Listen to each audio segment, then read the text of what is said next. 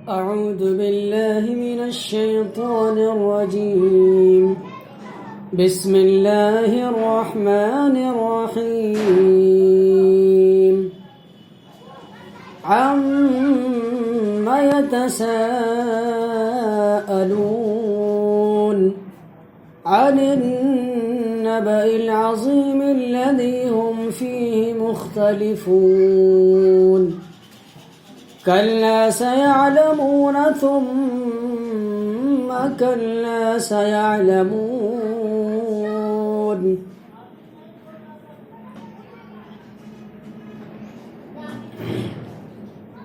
اس سورہ نبا کے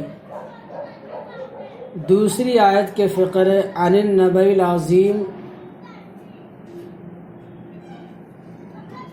کے لفظ النبا کو اس سورت کا نام قرار دیا گیا ہے۔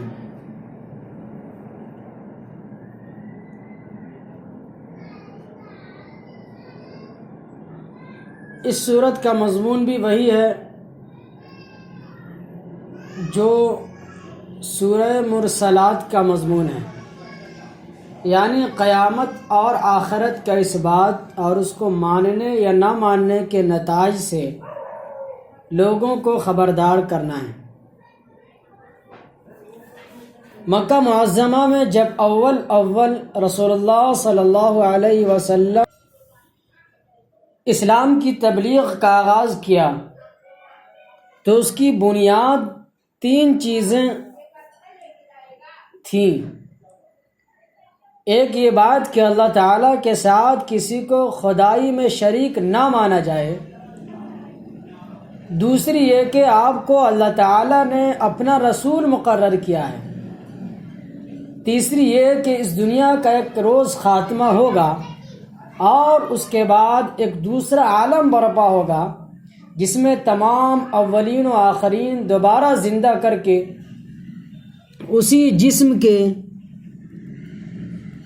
ساتھ اٹھائے جائیں گے جس میں رہ کر انہوں نے دنیا میں کام کیا تھا۔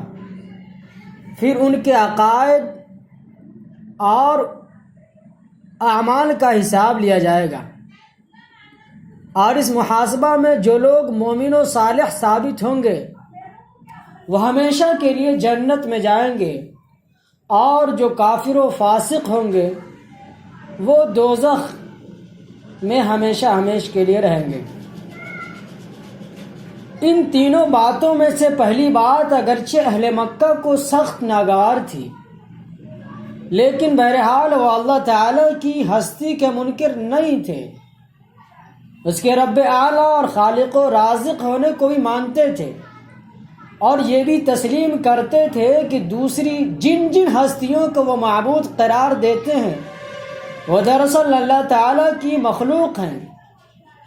اس لیے جھگڑا صرف اس امر میں تھا کہ خدا کی صفات اور خدائی صفات و اختیارات میں اور الوہیت کی ذات میں ان کی کوئی شرکت ہے یا نہیں۔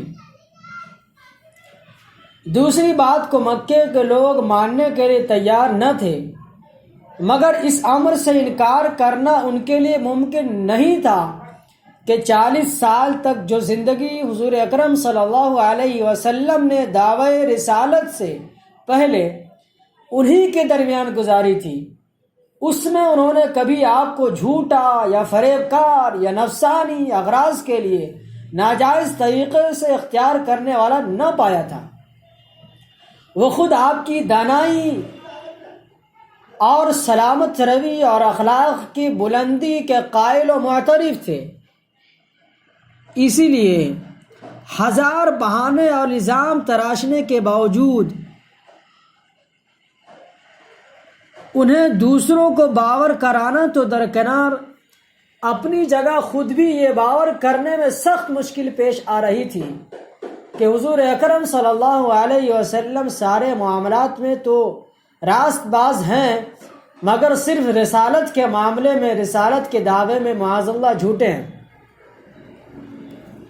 اس طرح پہلی 2 باتیں اہل مکہ کے لیے دراصل اتنی زیادہ الجھن کی موجب نہ تھی جتنی تیسری بات تھی اس کو جب اس کے سامنے پیش کیا گیا تو انہوں نے سب سے زیادہ اسی کا مذاق اڑایا، اسی پر سب سے بڑھ چڑھ کر حیرانی اور تعجب کا اظہار کیا، اور اسے بالکل بعید از عقل و امکان سمجھ کر جگہ جگہ اس کے ناقابل یقین بلکہ ناقابل تصور ہونے کا چرچا شروع کر دیا۔ مگر اسلام کی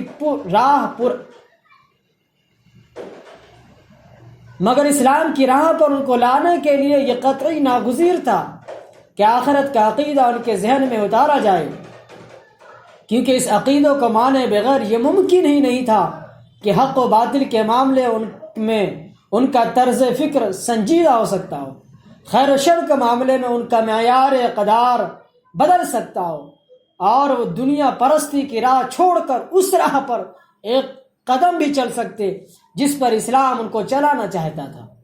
یہی وجہ ہے کہ مکہ معظمہ کے ابتدائی دور کی صورتوں میں زیادہ تر زور آخرت کا عقیدہ دلوں میں بٹھانے پر صرف کیا گیا ہے، البتہ اس کے دلائل ایسے انداز سے دیے گئے ہیں جسے توحید کا تصور بھی خود بخود ذہن میں نشیں ہوتا چلا جاتا ہے، اور بیچ بیچ میں حضور اکرم صلی اللہ علیہ وسلم اور قرآن کے برق ہونے کے دلائل بھی مختصراً دیے گئے ہیں۔ اس دور کی صورتوں میں آخرت کے مضمون کی اس تکرار کا سبب اچھی طرح سمجھ لینے کے بعد اب اس صورت کے مضامین پر ایک نگاہ ڈال لیجئے، اور اس میں سب سے پہلے ان چرچوں اور چہمی گوئیوں کی طرف اشارہ کیا گیا ہے جو قیامت کی خبر سن کر مکہ کے ہر کوچہ وہ بازار اور اہل مکہ کی ہر محفل میں ہو رہی تھی۔ اس کے بعد انکار کرنے والوں سے پوچھا گیا ہے کہ کیا تمہیں یہ زمین نظر نہیں آتی جسے ہم نے تمہارے لیے فرش بنا رکھا ہے؟ کیا یہ بلند و بالا پہاڑ تمہیں نظر نہیں آتے جنہیں ہم نے زمین میں گاڑ رکھا ہے؟ کیا تم اپنی آنکھوں کو نہیں دیکھتے کہ کس طرح ہم نے تمہیں مردوں اور عورتوں کے جوڑوں کی شکل میں پیدا کیا ہے؟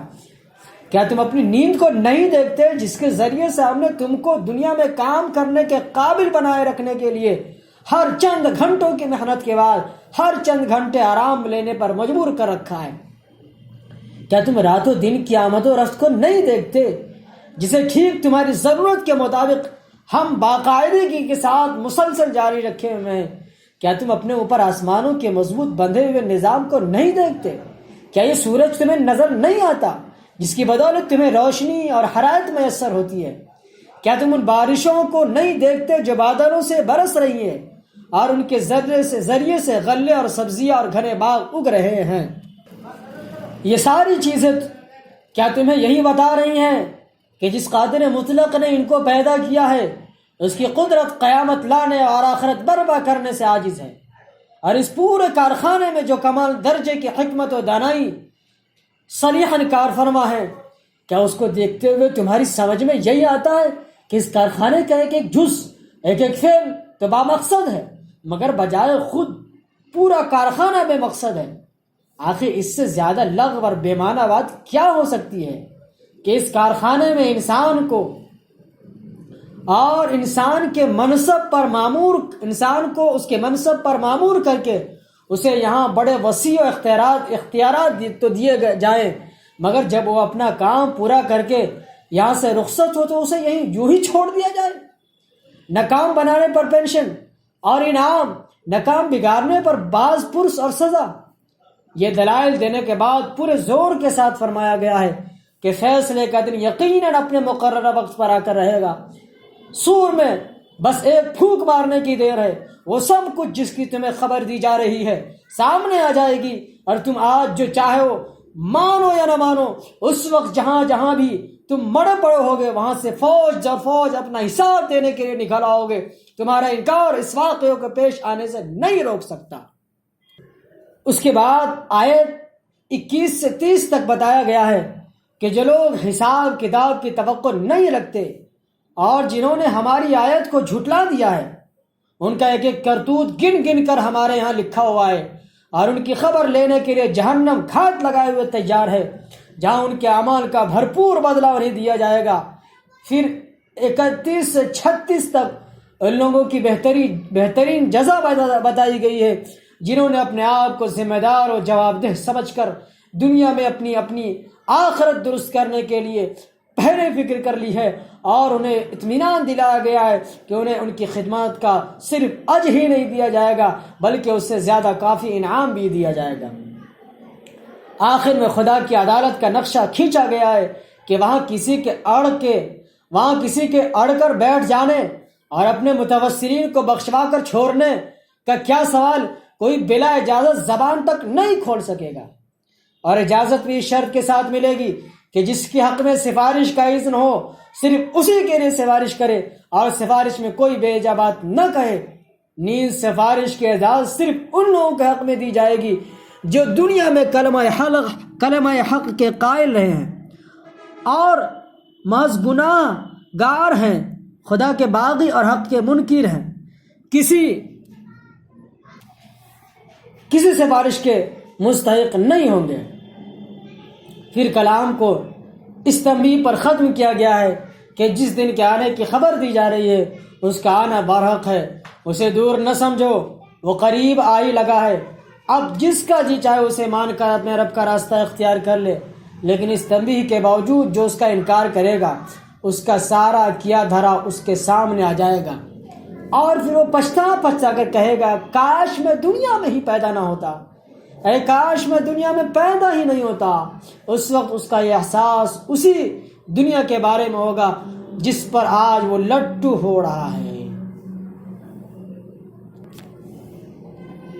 یہ سورت سے پہلے کچھ مختصر باتیں تھیں۔ اَمَّ يَتَسَاءَلُونَ عَنِ النَّبَإِ الْعَظِيمِ الَّذِي هُمْ فِيهِ مُخْتَلِفُونَ كَلَّا سَيَعْلَمُونَ ثُمَّ كَلَّا سَيَعْلَمُونَ۔ یہ لوگ کس چیز کے بارے میں پوچھ گچھ رہے ہیں؟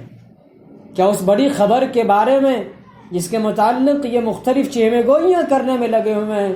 ہرگز نہیں، عنقریب انہیں معلوم ہو جائے گا۔ ہاں ہرگز نہیں، عنقریب انہیں معلوم ہو جائے گا۔ عن النبأ العظیم، بڑی خبر سے مراد قیامت اور آخرت کی خبر ہے، جس کو اہل مکہ آنکھیں پھاڑ پھاڑ کر سنتے تھے۔ پھر ہر محفل میں اس پر طرح طرح کی چیمیں گوئیاں ہوتی تھی۔ پوچھ گچھ سے مراد یہی چیمیں گوئیاں ہیں۔ لوگ جب ایک دوسرے سے ملتے تھے تو کہتے تھے بھائی کبھی پہلے بھی تم نے سنا ہے کہ مرنے کے بعد کوئی زندہ ہوگا؟ کیا یہ ماننے کے قابل بات ہے کہ گل سر کر جو ہڈیاں ریزہ ریزہ ہو چکی ہیں ان میں نئے سرے سے جان پڑے گی؟ کیا عقل میں یہ بات سماتی ہے کہ اگلی پچھلی ساری نسلیں اٹھ کر ایک جگہ جمع ہوں گی؟ کیا یہ ممکن ہے کہ یہ بڑے بڑے جمے ہوئے پہاڑ ہوا میں روئی کے گالوں کی طرح اڑنے لگیں گے؟ کیا یہ ہو سکتا ہے کہ چاند سورج تارے سب بجھ کر رہ جائیں گے اور دنیا کا یہ سارا جمع نظام الٹ پلٹ ہو جائے گا؟ یہ صاحب جو کل تک اچھے خاصے دانا آدمی تھے، آج انہیں یہ کیا ہو گیا ہے کہ ہمیں ایسی عجب خبریں سنا رہے ہیں؟ یہ جنت، یہ دوزخ آخر پہلے کہاں تھی جن کا ہم نے ذکر کبھی سنا؟ یہ چیزیں جن کا ذکر ہم نے کبھی ان کی زبان سے نہ سنا تھا، اب یہ ایک دم کہاں سے نکل آئی ہیں کہ انہوں نے ان کے عجیب و غریب نقشے ہمارے سامنے کھینچنے شروع کر دیے ہیں۔ ہم فیہ مختلفون کا مطلب یہ ہے کہ وہ اس کے بارے میں مختلف چیمیں گوئیاں کر رہے ہیں۔ دوسرا مطلب یہ بھی ہو سکتا ہے کہ دنیا کے انجام کے بارے میں یہ لوگ خود بھی ایک متفق علیہ عقیدہ نہیں رکھتے، بلکہ ان کے درمیان اس کے متعلق مختلف خیالات پائے جاتے ہیں۔ ان میں سے کوئی عیسائیوں کے خیالات سے متاثر ہے اور زندگی کے بعد موت کو مانتا، مگر یہ سمجھتا تھا کہ وہ دوسری زندگی جسمانی نہیں بلکہ روحانی ہوگی۔ کوئی آخرت کا قطعی منکر نہ تھا، مگر اسے شک تھا کہ وہ ہو سکتی ہے یا نہیں۔ چنانچہ قرآن مجید میں اس خیال کے لوگوں کا یہ قول نقل کیا گیا ہے کہ ان نظن الا ظنا وما نحن بمستيقنين، ہم تو بس ایک گمان سا رکھتے ہیں، یقین ہم کو نہیں ہے۔ الجاسیہ آیت نمبر 31۔ الم نجعل الارض مہادا والجبال اوتادا، کیا واقعہ نہیں ہے کہ ہم نے زمین کو فرش بنا دیا اور پہاڑوں کو میخوں کی طرح گاڑ دیا؟ وخلقناکم ازواجا، اور تمہیں مردوں اور عورتوں کی جوڑوں کی شکل میں پیدا کیا۔ وجعلنا نومکم سباتا، اور تمہارے نیند کو باعث سکون بنا دیا۔ وجعلنا اللیل لباسا، اور رات کو پردہ پوش بنا دیا۔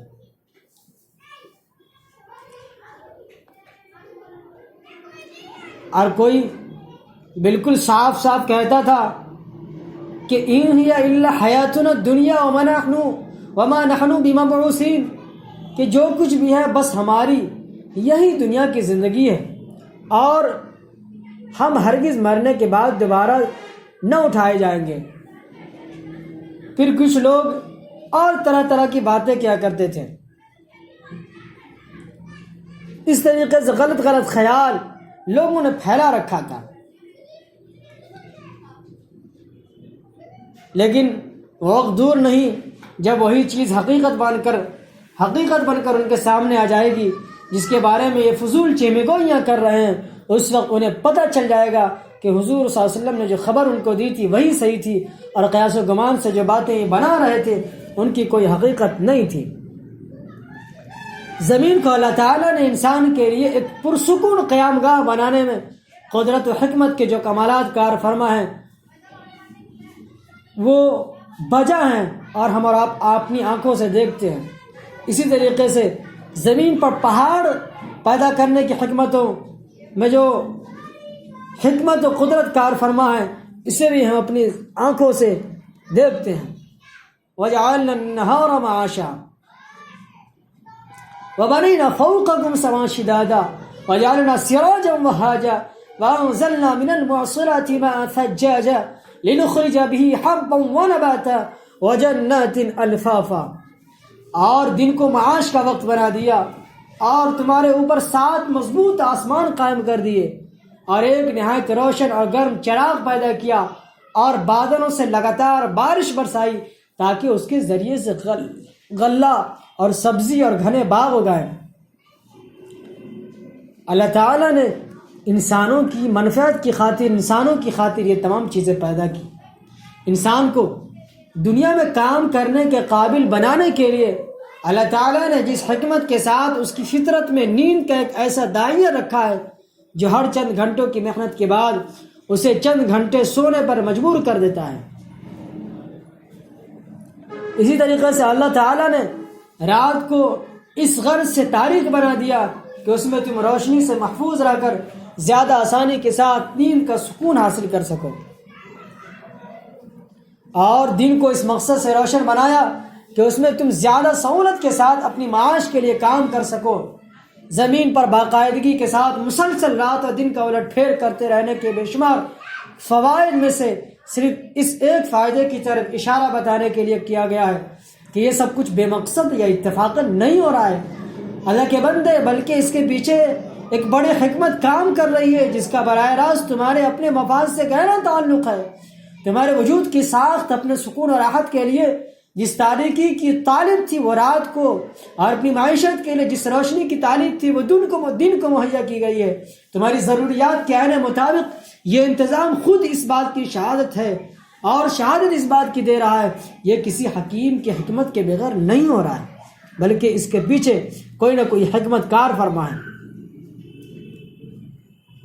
اسی طریقے سے اللہ تعالیٰ نے مضبوط و مستحکم چیزیں بنائیں۔ دیکھیں آسمان کو مضبوط کا لفظ اس معنی میں استعمال کیا گیا ہے کہ ان کی سرحدیں اتنی مستحکم ہیں ان میں ذرہ برابر تغیر تبدل نہیں ہونے پاتا ہے، اور ان سرحدوں کو پار کر کے عالم بالا کے بے شمار ستاروں اور سیاروں میں سے کوئی نہ ایک دوسرے سے ٹکراتا ہے نہ تمہاری زمین پر آگ گرتا ہے۔ یہ کیا ہے؟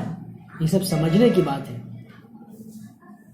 اللہ تعالیٰ نے اسی آیت کے اندر ایک جگہ وحاج کا استعمال کیا جس کے معنی نہایت گرم کے بھی ہیں اور نہایت روشن کے بھی ہیں، اس لیے ترجمہ میں ہم نے دونوں معنی درج کیے ہیں۔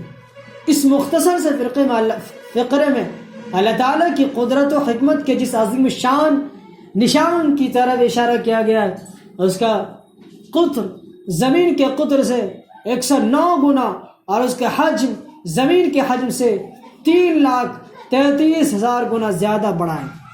اس کا درجہ حرارت 1,40,40,00,000 ڈگری سینٹی گریڈ ہے۔ زمین سے 9,30,00,000 میل دور ہونے کے باوجود اس کی روشنی کا یہ حال ہے کہ انسان اگر برہنہ آنکھ سے اس کی طرف نظر جمانے کی کوشش کرے تو اپنی بینائی کھو بیٹھے، اور اس کی گرمی کا یہ حال ہے کہ زمین کے بعض حصوں میں اس کی تپش کی وجہ سے درجہ حرارت 40 ڈگری تک پہنچ جاتا ہے۔ یہ اللہ کی حکمت ہے کہ اس نے زمین کو اس سے ٹھیک ایسے فاصلے پر رکھا ہے کہ نہ اس سے بہت قریب ہونے کے باعث بے انتہا گرم ہے اور نہ دور ہونے کے باعث بے انتہا سرد ہے۔ اسی وجہ سے یہاں انسان، حیوان، نباتات کی زندگی ممکن ہوئی ہے۔ اسی سے قوت کے بے حساب خزانے نکل کر زمین پر پہنچ رہے ہیں جو ہمارے لیے سبب حیات بنے ہوئے ہیں۔ اسی سے ہماری فصلیں پک رہی ہیں اور ہر مخلوق کو غذا پہنچ رہی ہے۔ اس کی حرارت سمندروں کے پانی کو گرم کر کے وہ بھاپیں اٹھاتی ہے جو ہواؤں کے ذریعے سے زمین کے مختلف حصوں پر پھیلتی اور بارش کی شکل میں برستی ہے۔ اس سورج میں اللہ تعالیٰ نے ایسی زبردست بھٹی سلگا رکھی ہے جو اربوں سالوں سے روشنی، حرارت اور مختلف اقسام کے شعاعیں سارے نظام شمسی میں پھینکے چلی جا رہی ہے۔ زمین پر بارش کے انتظام اور نباتات کی رویدگی میں اللہ تعالیٰ کی قدرت اور حکمت کی جو حیرت انگیز کمالات کار فرما ہے، یہ بھی عجیب ہے۔ ان آیت پر میں پے در پہ بہت سے آثار و شواہد کو پیش کر کے قیامت اور آخرت کے منکرین کو یہ بتایا گیا ہے کہ اگر تم آنکھیں کھول کر زمین و پہاڑ اور خود اپنی پیدائش اور اپنی نیند اور بیداری اور روز و شب کے اس انتظام کو دیکھو، کائنات کے بندھے ہوئے نظام اور آسمان کے چمکتے ہوئے سورج کو دیکھو، بادلوں سے برسنے والی بارش اور اس سے پیدا ہونے والی نباتات کو دیکھو، تو تمہیں دو باتیں ان میں نمایاں نظر آئیں گی۔ ایک یہ کہ یہ سب کچھ ایک زبردست قدرت کے بغیر نہ وجود میں آ سکتا ہے، نہ اس باقاعدگی کے ساتھ جاری رہ سکتا ہے۔ دوسرے یہ کہ ان میں سے ہر چیز کے اندر ایک عظیم حکمت کام کر رہی ہے اور کوئی کام بھی بے مقصد نہیں ہو رہا ہے۔ اب یہ بات صرف ایک نادان ہی کہہ سکتا ہے کہ جو قدرت ان ساری چیزوں کو وجود میں لانے پر قادر ہے، وہ انہیں فنا کر دینے اور دوبارہ کسی اور صورت میں پیدا کر دینے پر قادر نہیں ہے۔ یہ بات بھی صرف ایک بے عقل ہی کہہ سکتا ہے کہ جس حکیم نے اس کائنات میں کوئی کام بھی بے مقصد پیدا نہ کیا ہو، اس نے اپنی دنیا میں انسان کو سمجھ بوجھ، خیر و شر کی تمیز، طاعت و عصیان کی آزادی اور اپنی بے شمار مخلوقات پر تصرف کے اختیارات بے مقصد ہی دے ڈالے ہیں۔ انسان اس کی دی ہوئی ان چیزوں کا اچھی طرح استعمال کرے یا بری طرح، دونوں صورتوں میں اس کا نتیجہ نہیں نکلتا۔ کوئی بھلائیاں کرتے کرتے مر جائے تو بھی مٹی میں مل کر ختم ہو جائے گا، اور برائیاں کرتے کرتے مر جائے تو بھی مٹی ہی میں مل کر ختم ہو جائے گا۔ نہ بھلے کو اس کی بھلائی کا کوئی اجر ملے گا، نہ برے کو اس کی برائی پر کوئی باز پرس ہوگی۔ زندگی کے بعد موت اور قیامت، آخرت پر یہی دلائل ہے جو جگہ جگہ قرآن مجید میں بیان کیے گئے ہیں، اور قرآن مجید کے اندر متفرق جگہ ان چیزوں کو بیان کیا گیا ہے۔ ان یوم الفصل کان میقاتا یوم ينفخ في الصور فتأتون افواجا وفتحت السماء فكانت ابوابا وسيرت الجبال فكانت سرابا۔ بے شک فیصلے کا دن ایک وقت مقرر ہے جس روز سور میں پھونک مار دی جائے گی، تم فوج در فوج نکل آؤ گے اور آسمان کھول دیا جائے گا حتیٰ کہ وہ دروازے ہی دروازے بن کر رہ جائے گا، اور پہاڑ چلائے جائیں گے یہاں تک کہ وہ سراب ہو جائیں گے۔ اس سے مراد، اس آیت میں سور سے مراد آخری نفخ سور ہے، جس کا آواز بلند ہوتے ہی تمام مڑے ہوئے انسان یکا یک جی اٹھیں گے۔ اور تمام سے مراد صرف وہی لوگ نہیں ہیں جو اس وقت مخاطب تھے، بلکہ وہ تمام انسان جو آغاز افرینش سے قیامت تک پیدا ہوئے ہیں۔ اس سے مراد وہ تمام کے تمام لوگ ہیں۔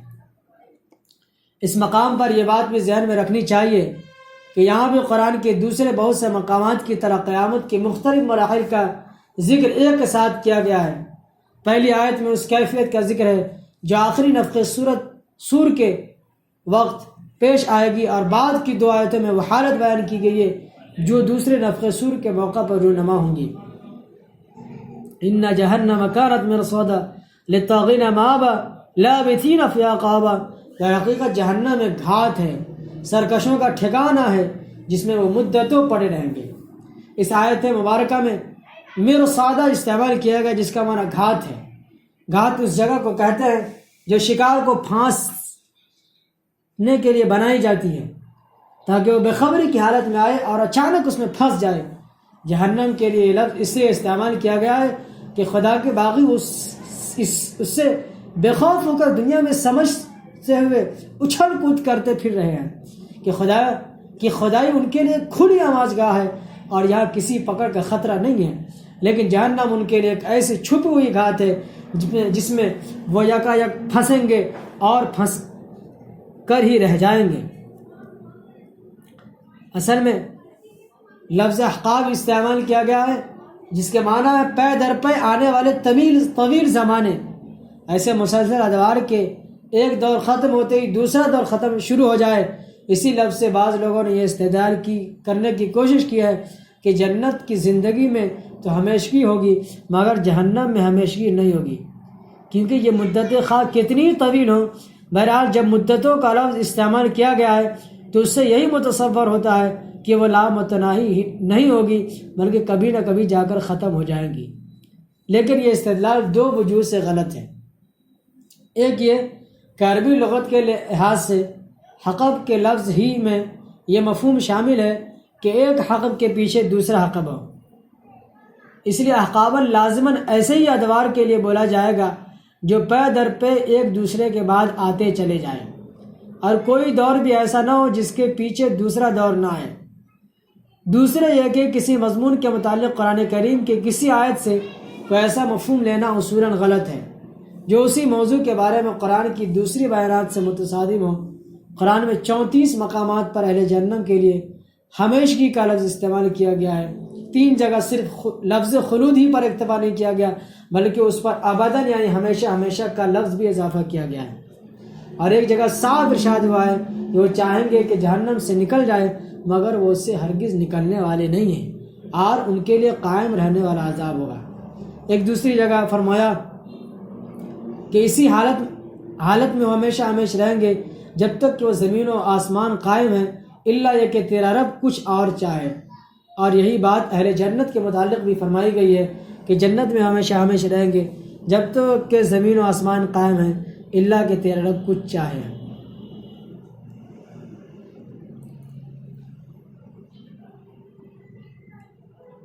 لا يذوقون فيها بردا ولا شرابا الا حميما وغساقا جزاء وفاقا انهم كانوا لا يرجون حسابا وكذبوا بآياتنا كذابا وكل شيء احصيناه كتابا فذوقوا فلن نزيدكم الا عذابا ان للمتقين مفازا حدائق واعنابا وكواعب اترابا۔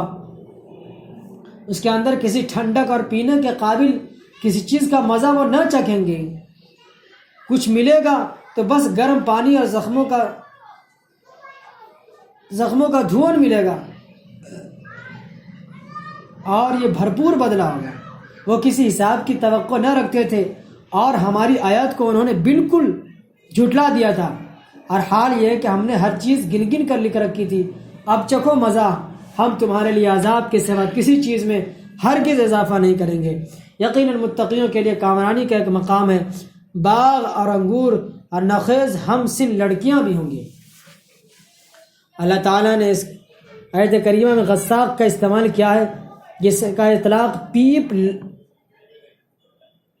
اور آنکھوں اور کھالوں سے بہنے والی ان تمام رطوبتوں پر ہوتا ہے جو شدید تعذیب کی وجہ سے بہہ نکلتی ہے۔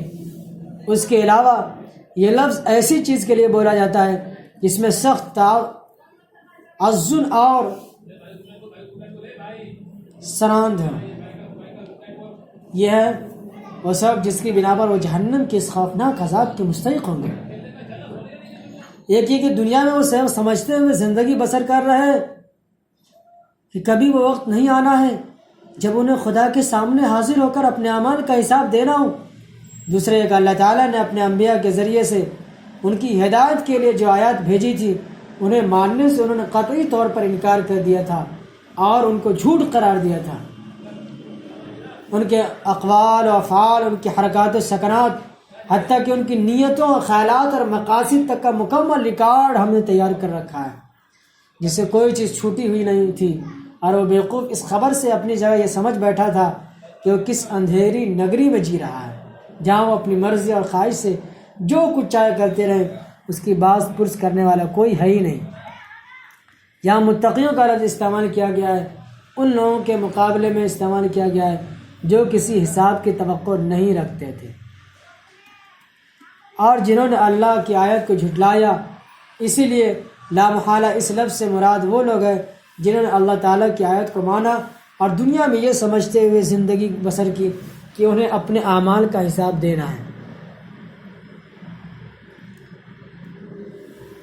لا يسمعون فيها لغوا وكأسا دهاقا لا يسمعون فيها لغوا ولا كذابا جزاء من ربك عطاء حسابا رب السماوات والأرض وما بينهما الرحمن لا يملكون منه خطابا يوم يقوم الروح والملائكة صفا لا يتكلمون إلا من أذن له الرحمن وقال صوابا ذلك اليوم الحق فمن شاء اتخذ إلى ربه مآبا إنا أنذرناكم عذابا قريبا يوم ينظر المرء ما قدمت يداه ويقول الكافر يا ليتني كنت ترابا۔ اور چھلکتے ہوئے جام، وہاں کوئی لغو اور جھوٹی بات وہ نہ سن سکیں گے۔ جزا اور کافی انعام تمہارے رب کی طرف سے، اس نہایت مہربان خدا کی طرف سے جو زمین اور آسمان کا اور ان کے درمیان ہر چیز کا مالک ہے، جس کے سامنے کسی کو بولنے کا یارہ نہیں۔ جس روز روح اور ملائکہ سب بستہ کھڑے ہوں گے، کوئی نہ بولے گا سوائے اس کے جسے رحمان اجازت دے دے،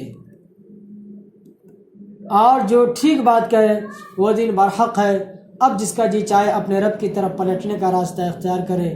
ہم نے تم لوگوں کو اس عذاب سے ڈرایا جو قریب آ لگا ہے، جس روز آدمی وہ سب کچھ دیکھ لے گا جو اس کے ہاتھوں نے آگے بھیجا ہے، اور کافر پکار اٹھے گا کہ کاش، اے کاش کہ میں مٹی ہوتا۔